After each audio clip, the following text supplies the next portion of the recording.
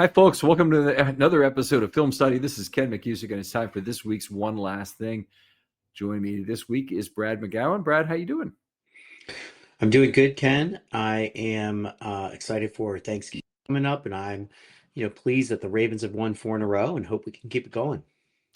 Yeah, been a great run right now. Largely, I think triggered by defensive improvements. A lot of people coming back from injury, certainly, but some other things, and this led to a show idea really that came from you, which was talk about the defensive rebuilds the Ravens have had over the fly. We had talked about that on the show before, but I think it's really getting to be a DaCosta slash Harbaugh slash defensive coordinator, and it's been several different defensive coordinators that have been able to do it.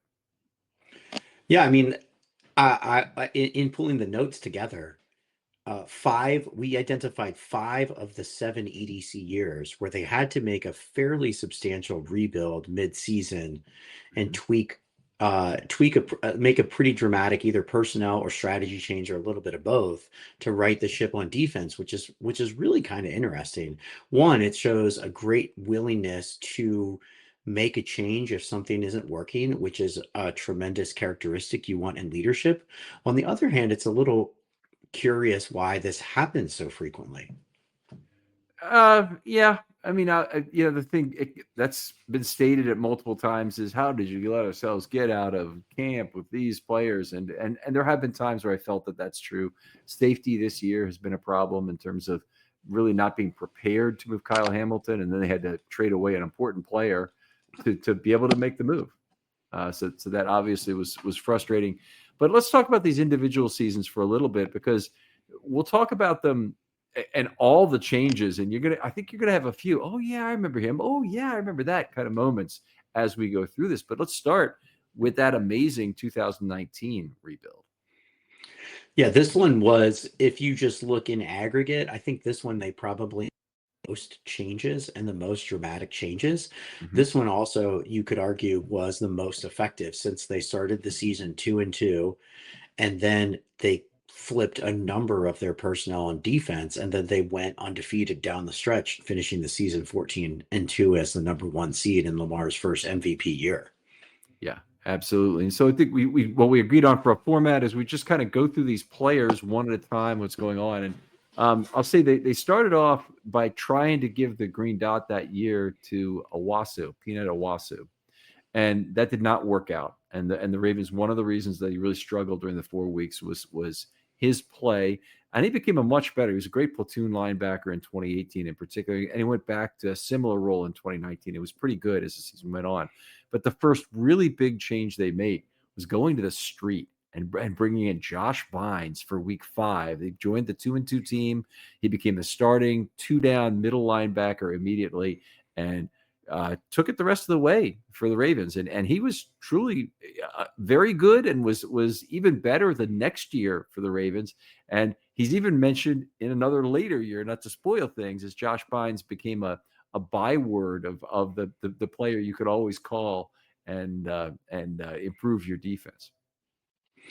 Yeah, he one of the themes you'll see as we go through these in a couple of the different years, it was uh giving a new player the green dot and having someone actually play either the Mike role. Actually, there are a lot of inside linebacker changes that happen, and, Mm-hmm. and typically it is the player that they put in the Mike role couldn't handle it, and so they had to bring in someone like Bynes or trade for someone like Roquan to fill that role. But it was remarkable what Bynes was able to do. They also brought in LJ Fort off the street that same week, and he provided a lot of flexibility in the passer and playing in coverage on third downs and created a lot of explosive plays and was pretty impactful for them as well. So that middle linebacker change entirely revamped the interior of that 2019 team. Extremely valuable move. LJ Ford, one of my favorites, an outstanding player. Um, they had switched the green dot around, as you mentioned, a number of times, and that season it went from Owasso. I think I'm trying to remember if there's a safety who had it briefly. Tony Jefferson had it for one game, I Okay, think, and then he got that's hurt. true. he definitely had it, and then he got hurt, and then the big one, Chuck Clark came and took it over, and he shut it down there from week 6 on.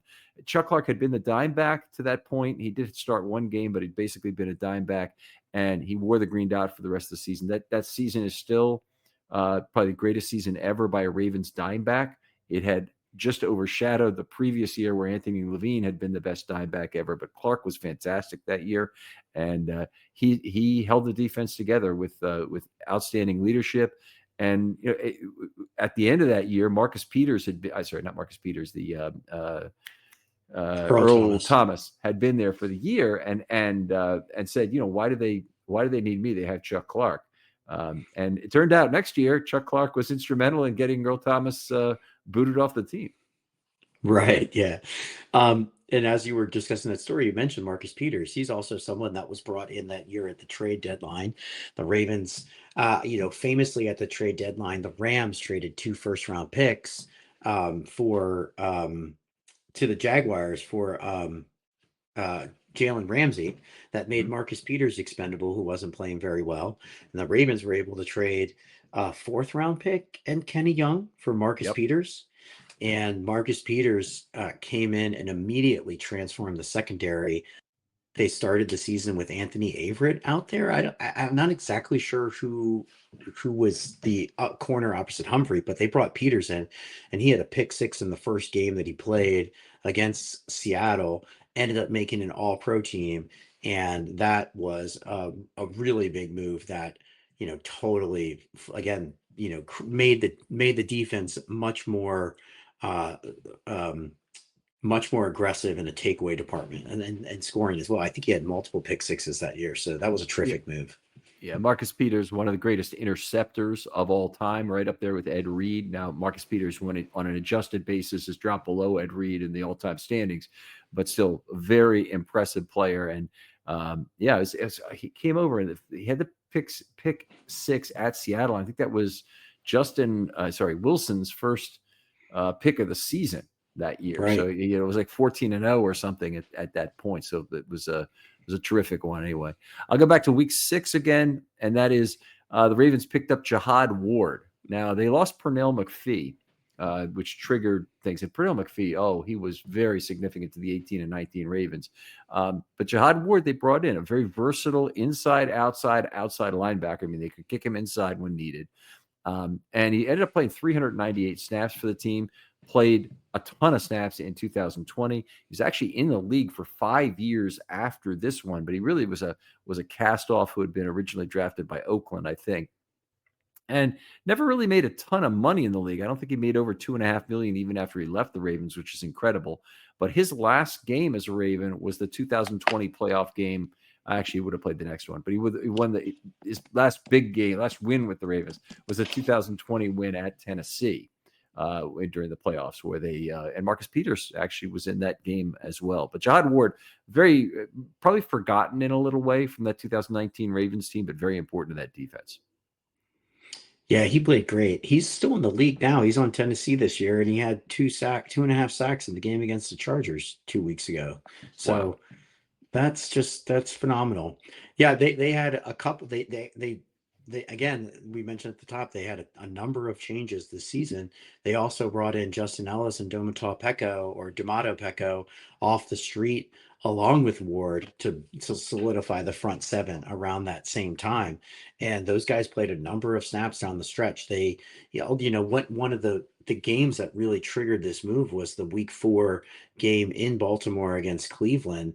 When Nick Chubb ran roughshod over them for 3 touchdowns. And, that next week is when they brought in a number of these guys, Bynes and Fort Worth, I think Peko and Ellis as well. And so, that's 5 new players in the front 7 that played critical snaps down the stretch as this team went undefeated. Right. And they 5 undrafted street free agents they went out and got. They didn't have it. They did not. That season was not without sacrifices, though, because they did 2 things. They traded Kenny Young in the 4th round pick for Peters. Obviously, they got tremendous value for that. Nobody's arguing. And if you haven't heard DaCosta's story about Kenny Young dropping the ice cream cone in his office when he told he was being traded, then you really missed out, because DaCosta doesn't make any bones about trying to hide the fact that it was Kenny Young, but he never mentions his name directly in so doing. Good thing if you could find the video of that. But the other sacrifice they made, which was a big one, was they had a great 2018 draft, and they had to cut Zach Sealer in 2019 because they did not have a spot for him. And then he went on to go to Miami and was a great player with them. I'm pretty sure that Sealer was actually the year prior he was cut. You're right. I don't think he ever made the team. But yeah, I mean, that was a sacrifice regardless. Oh no, he played in games. I'm 95% certain about that, but let me check that. I don't think he made the Baltimore roster. I think he was cut after his rookie mini camp or his rookie training camp, and they tried to get him on the practice squad. No, he did play in both 2018 and 2019. So it was 2019 he was cut. What? And then he went for the Dolphins. And he immediately, at the end of 2019, by the end of 2019, he was a really good player. And the Ravens were already highly regretful of having lost him. Yeah. Yep. Well, I stand corrected. I thought certainly that was 2018. Okay. Well, now I'm even more disappointed that that we had him in the building playing games and we lost him. That was a bummer. All right, how about we jump on to 2021 as the next year that we had earmarked, and this one a similar theme. 2021 was a season that we saw a lot of injuries in the preseason and throughout training camp that were substantial. The team started out with really defensively, what was plaguing them again was the middle of the field, pass coverage in the middle of the field. They had moved Patrick Queen now, who played his rookie season the year before as the will linebacker next to CJ Mosley. They moved him into the Mike role, and it just seemed like he wasn't ready at that point. And so they went back to the well and brought in Josh Bynes. I think his first game was week 6 against the Chargers, and they played tremendously in a home game, won, I think, something 34-6. And that prompted me to email a question or to post a question on Twitter for your defensive show about whether Josh Bynes was their most valuable defensive player, just given how dramatically adding him that week had turned around their defensive performance. All right. So I'm sorry to do this to you, but CJ Mosley left after the 2018 season, and they drafted Queen in 2020. But you're right that he had not performed well. All mixed up. That's all right. It happens. So, but he had not played well in his first 2 years, and bringing in Josh Bynes was a very big deal again in 21. He essentially again fixed the defense. And he had a tough year in Cincinnati sandwiched in between a really good year in Baltimore and then another really good year in Baltimore, which is just surprising that a team can understand at such a level how a mediocre talent another team is going to improve their own defense. But the Ravens have done a very good job with that over the years. Josh Bynes is the Kaiser Soze of underperforming inside linebackers. If you mention his name, if you remember the usual suspects, they talk about him as he's a spook story that you would tell to criminals to make them say, if you stitch on your friend, the Kaiser Soze will come and get you, kind of thing.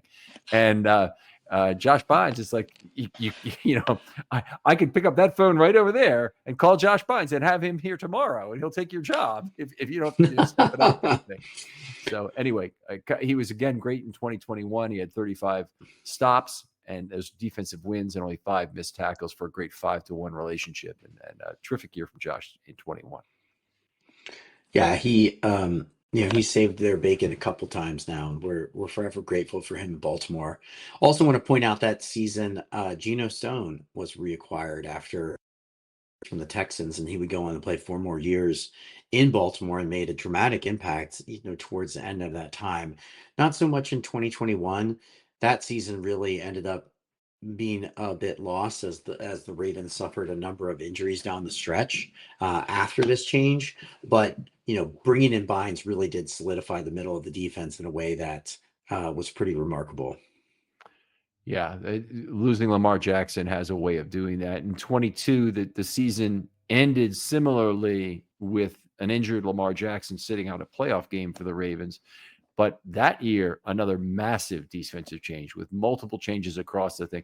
The very first of them, and not the most significant by any stretch, was Jason Pierre-Paul, who was added in week 4. He ended up playing 555 snaps, very balanced run and pass defender, had some juice left in the tank, and the Ravens were kind of at their height of going out there and finding older edge defenders. They also were leaning heavily on Justin Houston that year in order to deliver some of their pass rush. Yeah, they in 21 and 22 really, it seemed that they made, they went into the season with a couple critical positions that were pretty bereft of talent on the roster. In 21, they were relying on Stanley at left tackle coming back from an injury, and a Mm-hmm. very old Alejandro Villanueva moving over to the right side, and that bit them in the butt early in the season when it turned out Stanley really wasn't ready to go, and they had to move Villanueva back to the left side, and they had a pretty poor showing from their tackles in 21, and they were never able to correct that. In 22, they did something similar with the wide receivers, and they did something similar with their edge rushers, where they didn't really have a lot of good depth on the roster. On the edge side, they were able to, again, bring Pierre-Paul off the scrap heap, someone that was sitting on his couch before, and he played a lot in that season, played a lot on first and second down, helped set the edge really effectively, and was really just a solid veteran in there. So, okay, I'll go on then, and I'll talk about the next one. Tyus Bowser, the Ravens brought back in week 9. That would end up being his last season with the Ravens, but his play was really important. Had his big interception and sack year before that, but he was still an important player, and the Ravens had signed him, and unfortunately, he lost half of this year. He lost all the next year when he showed up at camp with a big limp and a knee injury. And then he had an NFI tag tossed on him by the Ravens. The relationship soured dramatically, as is often the case when that happens. And he left the next year in free agency. And I believe he is playing for somebody right now, like for Miami or something, or has played for Miami this year. But that may have been last year, actually. Yeah, he may be kicking around a little bit.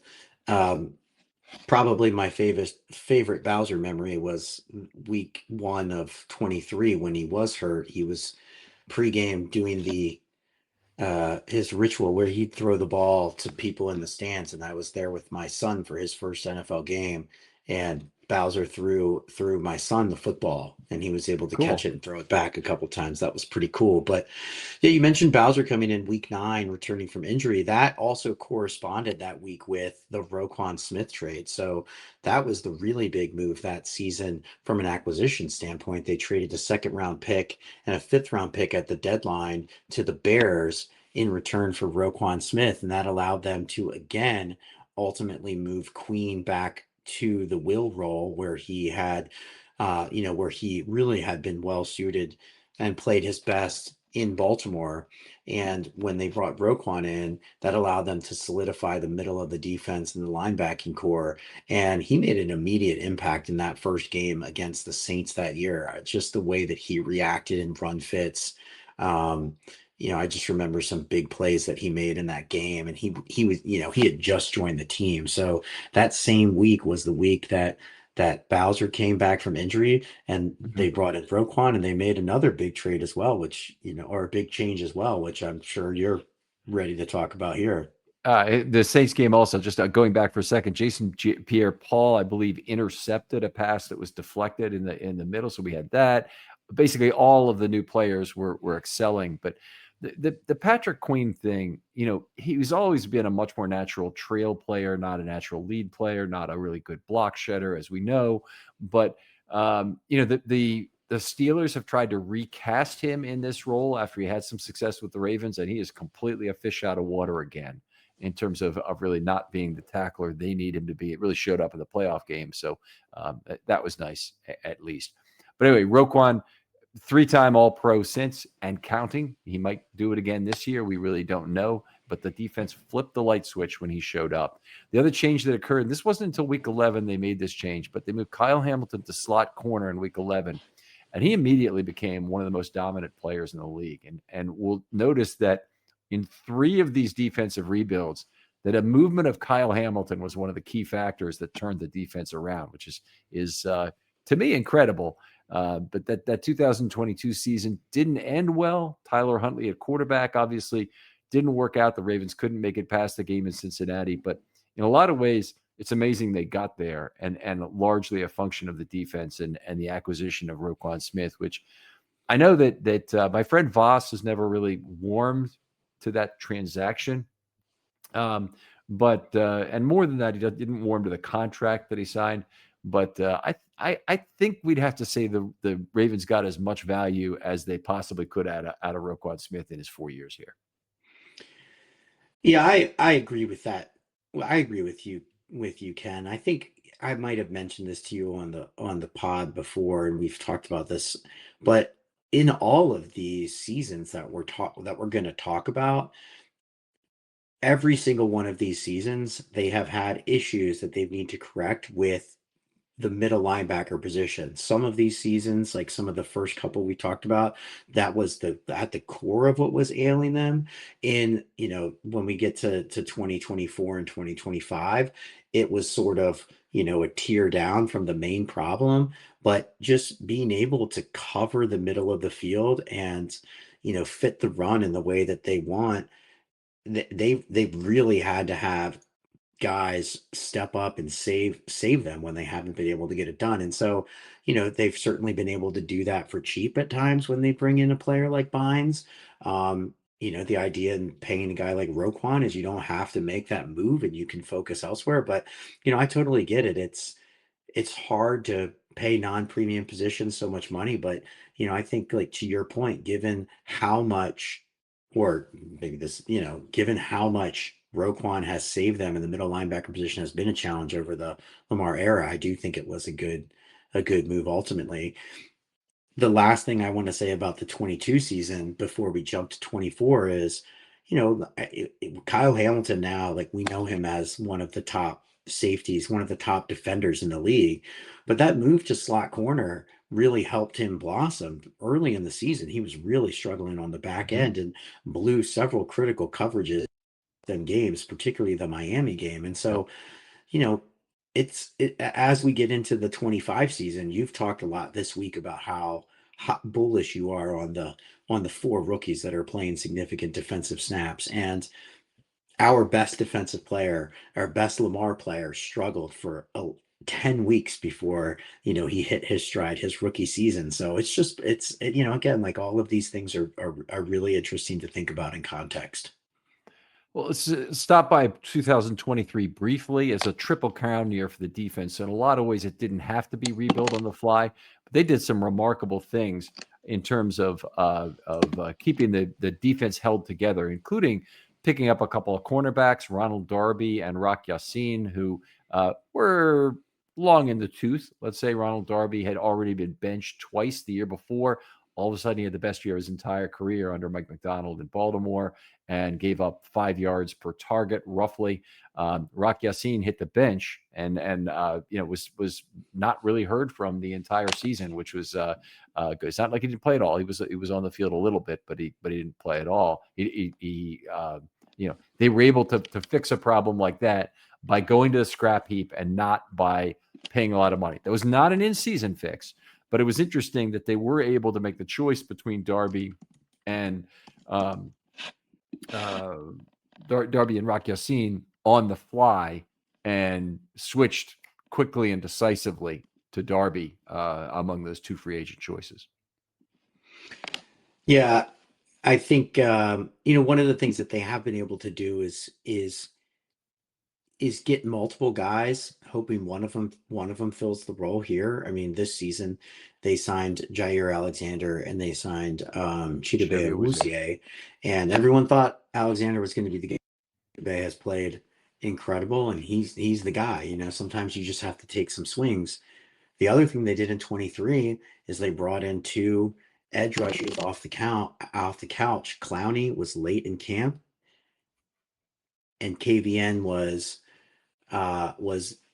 early in that season, week 4, and these two guys had a tremendous impact on the defense down the stretch. I think both of them had 8 to 9 sacks that season. So, Again, the defense didn't start out poorly like in some of these other seasons, but they were making changes on the fly that dramatically improved the quality down the stretch. Yeah, Clowney obviously a big win. He was one of those players who never really wanted to go to camp. I think that was true of KVN too. But in baseball, the equivalent guy is Ted Williams. Never wanted to go to spring training. Never really thought he needed it. Loved being in a contract dispute right to the end of camp, and then he would just show up and start playing. So it always seemed to work out for him. That's for sure. So. Anyway, the 23 season had its own changes despite being a Triple Crown year. We'll move on to 24 though for a minute. Now, we'll remember multiple things about this 24 season, but one of them was the Trenton Simpson changes. The Trenton Simpson lost his job in stages. He was pretty much installed as the weak side linebacker in his second year. They had a committed nickel defense at first. Then they moved to using a dime back on third down. Then they moved to rotation by series with Simpson, rotating with Board and Harrison, as would be seen at the line of scrimmage. So Harrison was playing some outside linebacker. He also played some will on certain downs, and Board played some will. And then they entirely went to Board and Harrison, and they expanded Board's role and Harrison's role right before they left. So Trenton Simpson, the change away from him in 24 was stark in terms of what occurred. But the Ravens had a solution on hand, and they figured it out. Yeah, I mean, Simpson had not a lot of experience. He played one game coming into that season, and I think you and I did a pod that summer. I was really bullish on him, but yeah, that was a big change that they made that solidified the defense again down the stretches, reducing his role and relying on again some lesser known veterans. The other thing that that was a big change was moving away from Marcus Williams and Eddie Jackson middle of that season after week 10. For the first 10 weeks of that season, Williams was started out the season as a starter, got benched a game, came back for the Denver game and played.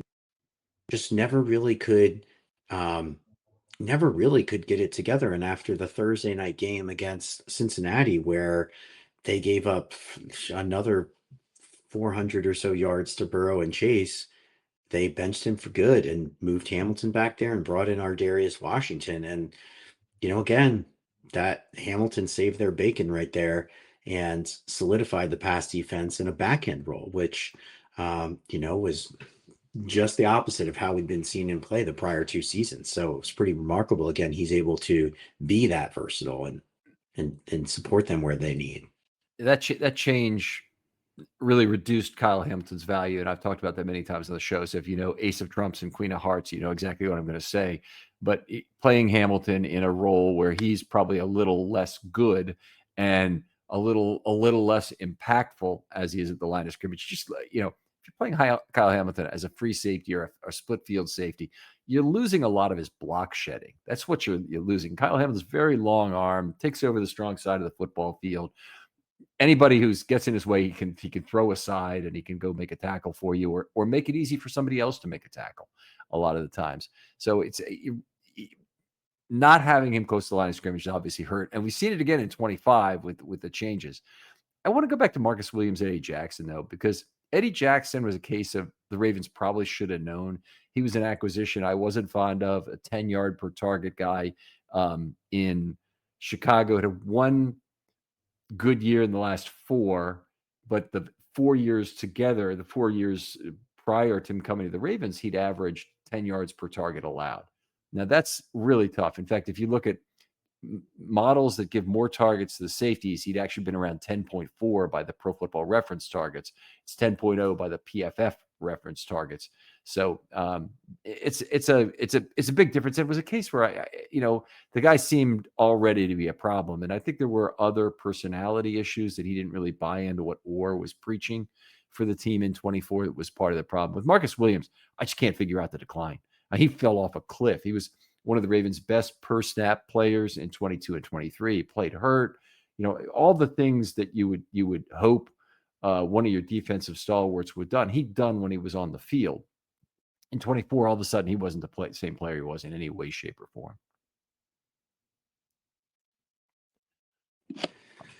The Williams one is just a weird conundrum. I mean, in 23, he got hurt and played with basically one arm down the stretch, and he played well. And so coming in 24, we thought, well, surely now healthy, he's going to be okay. And it was far from it. And he's not even on a team, on a roster right now. So yeah, pretty remarkable.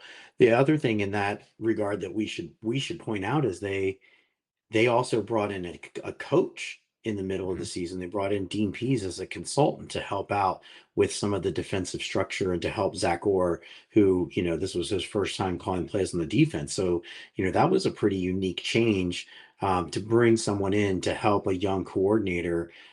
Could be the kind of thing that a coordinator wouldn't take well to, but I think, it speaks to the culture and the leadership they have in the building that they were able to accommodate such a change. And it really did help them shore up the coverage schemes on the back end. Again, all of these, there isn't one silver bullet for any of these changes, but all of them combined led to a team that was really strong defensively the second half of the season. Yeah, I mean, that's a great point about Dean Pease, and I'd kind of forgotten that move and how important it is. They've replicated it to a certain degree by bringing in Pagano in 2025, and that's been a similar change in terms of trying to bring some position-specific coaching to a place where they think it's needed. They had some issues, I think, with the coaching staff in general. They made some changes after the 24 season as well. If you listen to the coaches in camp, particularly Chuck Smith was probably the loudest about this. He says, look, talk all you want about his other people. It's Zach Orr who turned the defense around. It isn't anybody else. He was the one getting in front. He was the one getting players to buy into it. So when we hear about the problems with Marcus Williams, with Eddie Jackson, what Dean Pease might have changed about things, he says it's all Zach Orr who fixed it. Don't credit anybody else but him for it.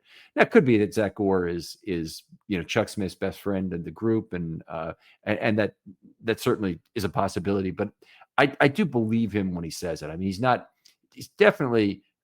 he believes it to be true, whether it is true or not. Let's put it that way. And it's striking when we come to 2025 and we have the cat calls and the cries for Orr to be gone after the Ravens suffer through a 1-5 start, through an incredibly tough schedule, but still a 1-5 start. Yeah, the other thing to that point of Chuck Smith standing up for Orr, the players have been, through the 1-5 start. They were up there at the podium saying he's making the right calls. He's putting us in the position to be successful, and we're not executing. So, it's not uncommon for players to question coaching calls or strategy. And in this case, again, they're standing up for him. So that, really speaks to what people think about him. The 25 season, the beginning and how poor they were, really interesting thing. They were relying on a lot of rookies. Again, Buchanan is a fourth round rookie. Mike Green, a second round rookie that we thought would play pure pass rush snaps, and instead was being relied on first and second down, setting the edge in a way we didn't anticipate. And of course, Malachi Starks holding down the back end, playing 100% of the snaps at free safety while they were struggling in coverage around him. And so there was just a lot going on at the beginning of the season. But after that 1-5 start, they make a couple of changes. First of which is they trade for Alohi Gilman. They trade away Adafe Owe, which was a surprising move given that they don't have a lot of edge rushing depth. But by bringing in Gilman, that allowed them to put Gilman on the back end next to Starks and move Kyle Hamilton down into the slot and into the box. That's made, again, such a tremendous impact. And so now this is the third season we've seen where defensive problem, and the key cog in solving it, or one of the key cogs, is putting Kyle Hamilton into a position where he can make an impact and really shore up whatever the problem is. You mentioned when we were talking about last season how moving Kyle Hamilton away from the ball minimizes his ability as a block shedder and pass rusher and creating havoc at the line of scrimmage. And, one comment I wanted to make about that also that ties into this season is I've had the privilege of having field passes, pregame field passes for a couple games over the last couple years, and where we get to stand the way that the team lines up, for whatever reason, Kyle Hamilton always comes up right on the sideline in front of us. So he's standing 5 or 6 feet away. And the thing that stands out to me about him when you see him on the field is he is very skinny. And it's just so amazing to me how a guy with that physical build, he's very tall and strong, but he's Mhm. very thin, able to just create so much chaos at the line of scrimmage against these big guards and tackles rushing the passer. And it's just so remarkable what he's able to do and how good of a player he is. So one other Baltimore football player who came into the league at 6'7", 212 pounds and ended up going to the Hall of Fame. That's Ted Hendricks.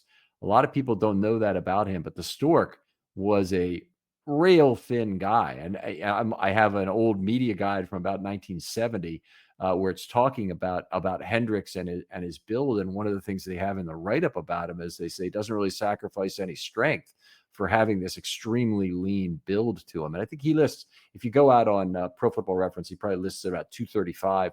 That's much more of the weight later in his career when he's playing for Oakland. Is still a pretty good, pretty potent defensive player at that point. But that's still incredibly light for a 6'7" player to weigh 235 in the NFL of the 80s. Was light indeed. So he's not the first guy I ever said, but he is remarkably similar to the Stork in terms of what he could do in threatening a looming presence as well as just being a high leverage tackler, a guy who could shed blocks very easily, and those were some things those players had in common. They did some other things in 25, and you mentioned a couple of them. Since they moved Hamilton to the slot, they have gone to completely cold turkey on having a slot corner on the field in any 5 defensive back formation. So they've got a few different things they do with 5 defensive backs. They play uncovered nickel, they play big nickel, but all of them are versions of big nickel. They always have used a 3 safety, 2 corner alignment when they're in a 5 defensive back set. The only time they get away from it is when they go to dime, and then they've picked up a second kind of a piece that they found on the fly, which is Keon Martin, to come in and play slot corner for Humphrey at a very high level. These last 2 games in particular, he's made a huge number of plays. He's been pretty remarkable. We were really excited about him in camp. And again, like this guy wasn't even an undrafted free agent. He was an undrafted rookie tryout guy that they didn't think was good enough to sign after the draft. Made a good impression at the tryout and got invited to rookie minicamp. And then all of a sudden, like here he is, just making plays, stacking days, day after day. It's important to also remember the first game he played this season against the Texans, he was like a fish out of water. He made a number of really bad mistakes, Right. but it's just really been incredible to see him just growing on the fly, along with the other defensive rookies. Critical on this turnaround is the Starks and Buchanan and Green just showing tremendous improvement these last several weeks. Specifically with Starks and Buchanan, it seems they are playing looser, reacting more quickly, and it looks like they're not spending as much time thinking as they had maybe early in the season, which is to be expected for a rookie coming in, trying to pick up a complex defense and react to the likes of Josh Allen and Patrick Mahomes. But as fans, we're not patient, and unfortunately for the team, this is a 17 game season. There's not a lot of time that you can spend letting a guy fall on his face. If you have championship aspirations, you got to do something quickly. And you know, Baltimore waited until it was almost too late, but they've done a lot. Right. They certainly did get the season turned around, and a lot of people would have thought it was a real long shot to do it. You probably can include me in that group. But one of the things they did was at that middle linebacker group to give more snaps to Buchanan. They had been doing some rotation and some other by down and distance stuff with Simpson and Buchanan. And then they just said, okay, Buchanan, the job's yours.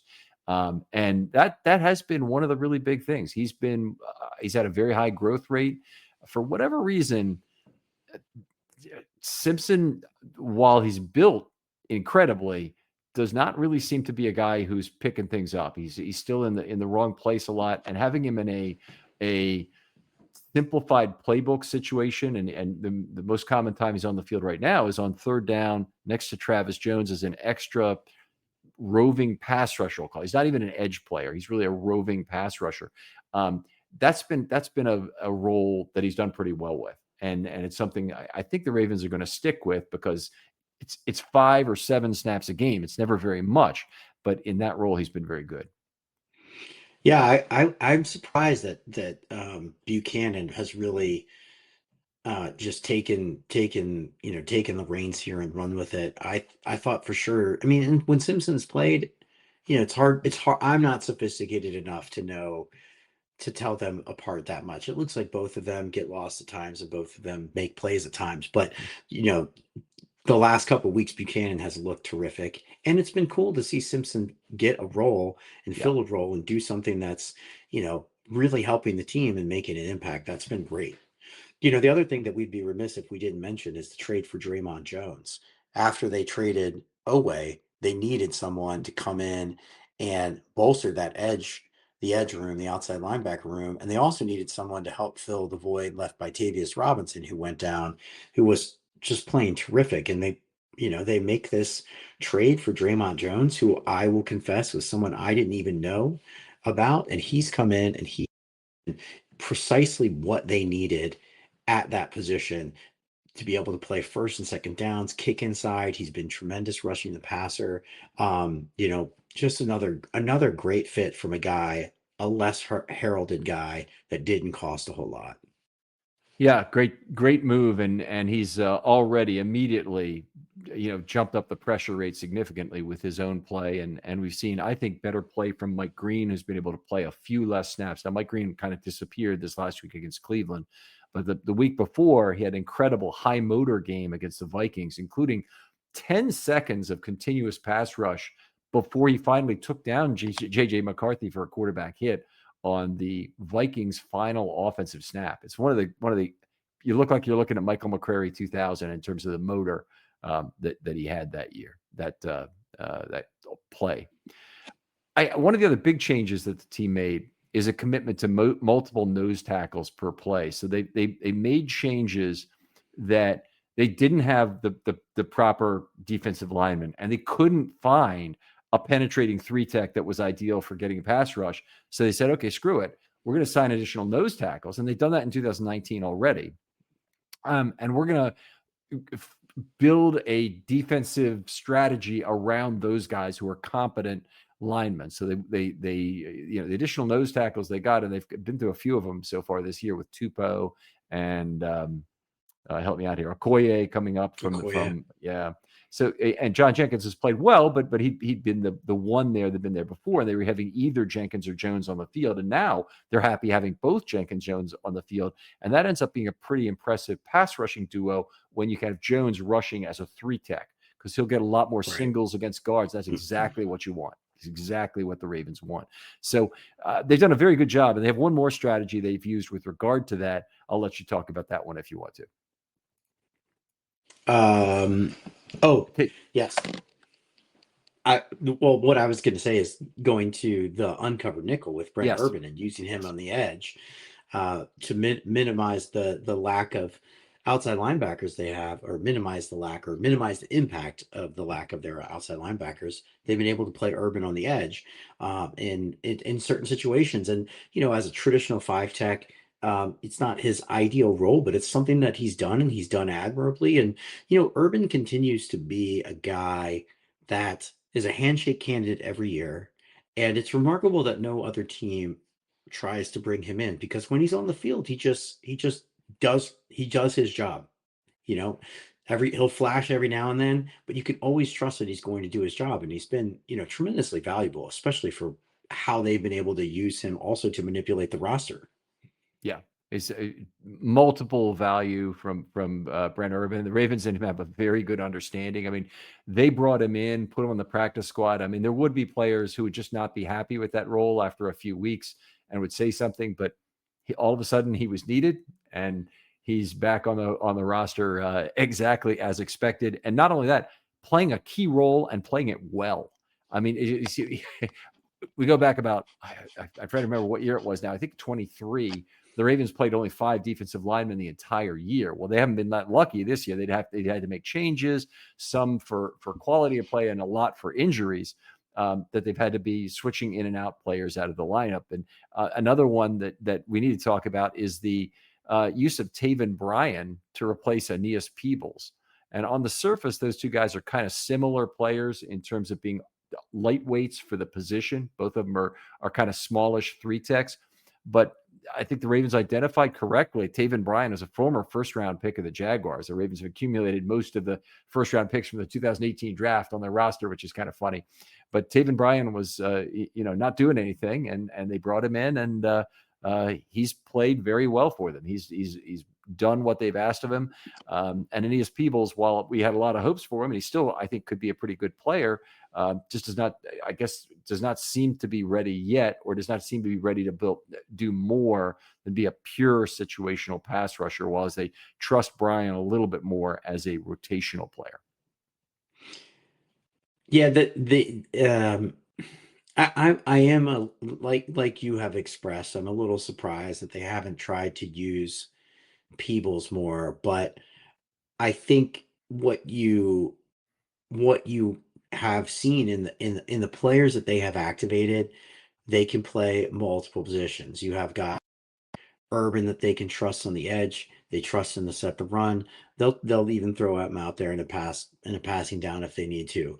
They traded for Draymond Jones, who can play inside, outside. He gives them that versatility, and because of the situation they're in, they don't really have the ability to tolerate pure specialists, which Peebles probably is at this point in his career. And so, I think Bryan, as a former first round pick with a bit more experience, just gives them a little bit more versatility and trust. And that's why they're playing him. Maybe we could move on to one more thing, and this is more of a stylistic thing than anything else. Is the Ravens have now been 8-3 in turnovers in the 4-game winning streak, and it was 7-0 before this last week when they lost the turnover battle of the Browns 3-1 and still won the ball game.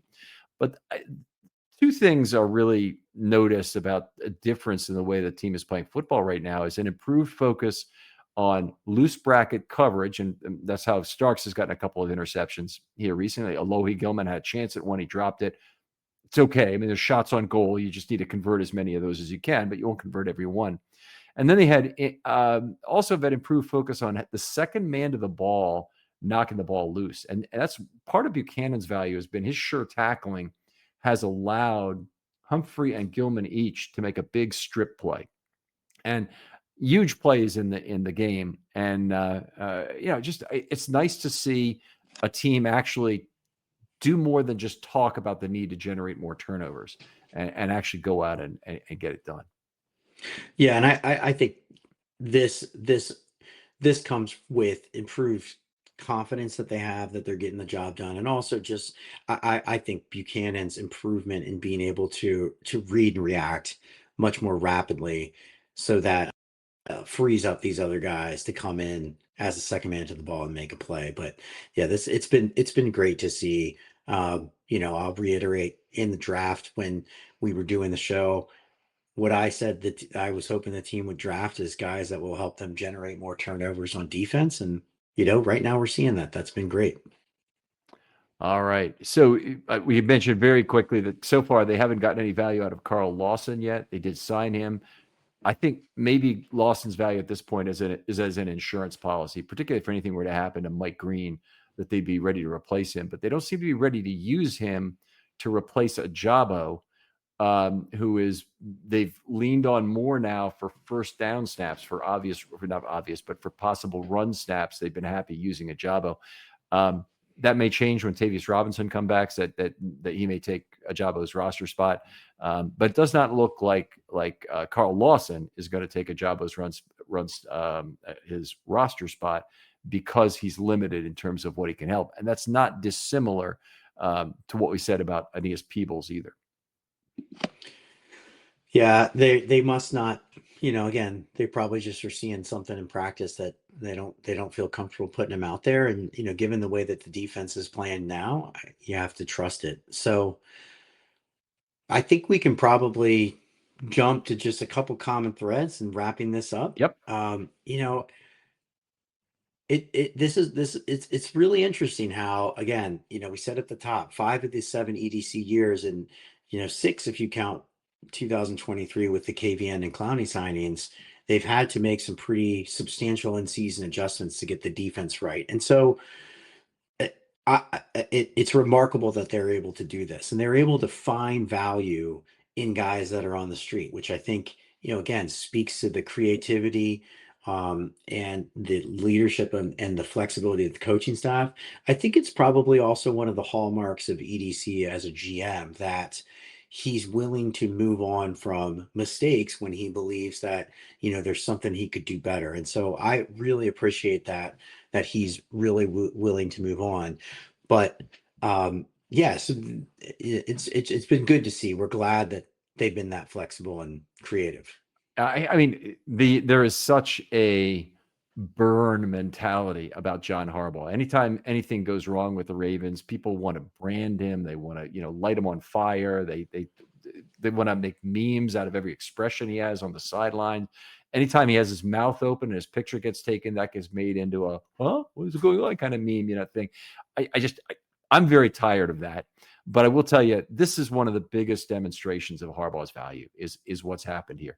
I believe that EDC has been terrific in working with Harbaugh to identify the types of players that he thinks can help the defense. I think the coaching staff widely, discussing this widely with both McDonald and with Orr, have made changes as necessary multiple times to fix the defense, to make it right. And I think that Harbaugh is made wonderful coaching structure changes, as well as, with his background as a defensive backs coach, being a guy who understands, other changes that need to be made on defense, generally speaking. One of the things, you will never get Harbaugh to really get into what an X's and O's guy he is. And all head coaches need to be in some respect.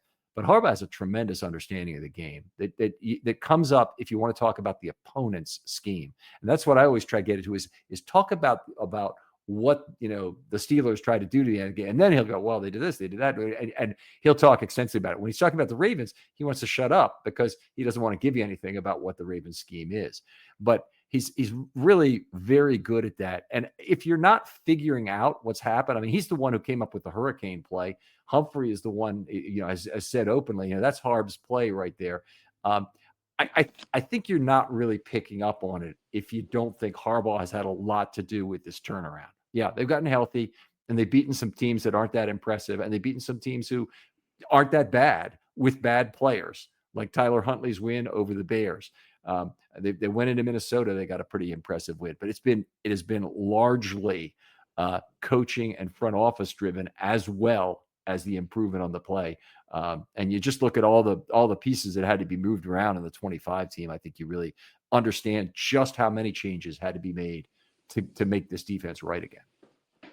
Yeah, and we made the point earlier that this is a small sample size sport. There aren't many games, and I think they're really trying to balance understanding that guys need time to develop and gel, and it's common for players to play bad from time to time. Like, we all don't bring our A game all the time, and as fans, player makes a bad play, we want him out. Coach makes a bad call, we want him out.